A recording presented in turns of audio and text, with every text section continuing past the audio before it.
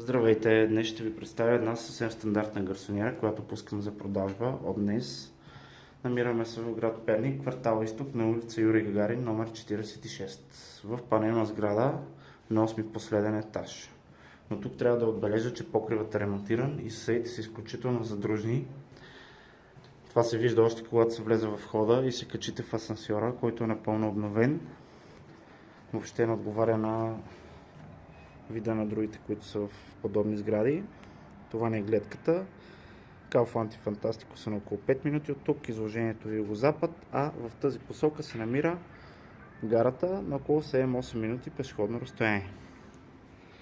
Пред блока от другата страна има автобусна спирка, която свързва абсолютно всички автобусни линии между Перник и София. Това е банята, пак казвам. Жилището е подготвено за ремонт, като са изнесени почти всички стари мебели от сегашните собственици.